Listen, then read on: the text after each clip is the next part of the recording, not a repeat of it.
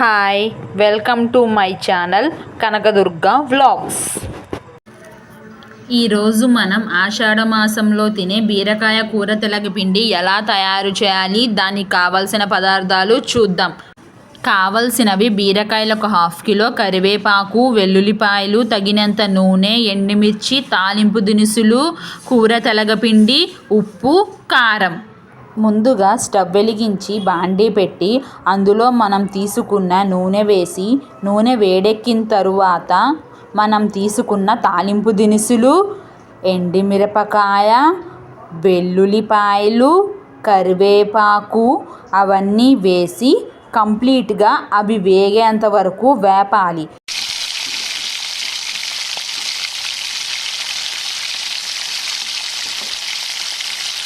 తాలింపు కంప్లీట్గా వేగిందండి.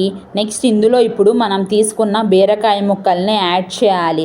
అవి యాడ్ చేసిన తర్వాత బీరకాయ ముక్కలు వేడెక్కేంత వరకు వాటిని అటు ఇటు కదుపుతూ ఉండాలి.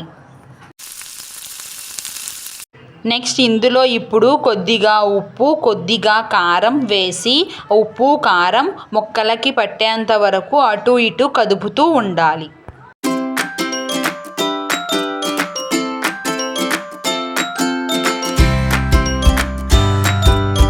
ఇప్పుడు స్టవ్ని మీడియం ఫ్లేమ్లో అడ్జస్ట్ చేసుకుని మళ్ళా ఒకసారి బీరకాయ ముక్కల్ని అటు ఇటు కదిపి మనం మూత పెట్టి ఉడికించాలి. నేను వీడియోలో చూపించిన విధంగా ప్లేట్ పెట్టి దాని మీద నీళ్లు పోయడం వల్ల కింద ఆవిరికి బీరకాయ ముక్కలు ఉడుకుతాయి.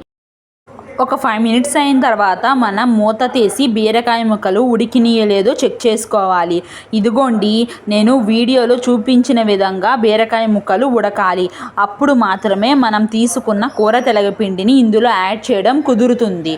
ముందుగానే మనం తీసుకున్న కూర తెలగపిండిలో కొద్దిగా ఉప్పు, కొద్దిగా కారం వేసి ఆ ఉప్పు కారం మొత్తం ఆ పౌడర్లో కలిసేలాగా కలుపుకోవాలి.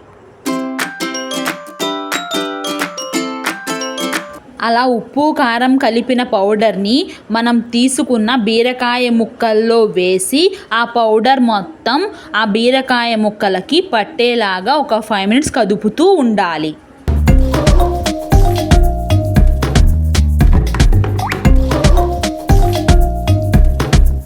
అలా కదిపిన తర్వాత మూత పెట్టి ఆ పౌడర్ మొత్తం మగ్గనివ్వాలి.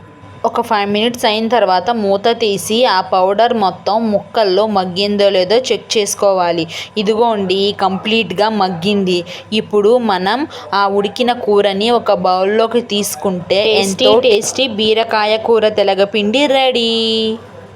మీరు కూడా మీ ఇంట్లో ట్రై చేసి కర్రీ ఎలా ఉందో కామెంట్ బాక్స్లో కామెంట్ చేయండి.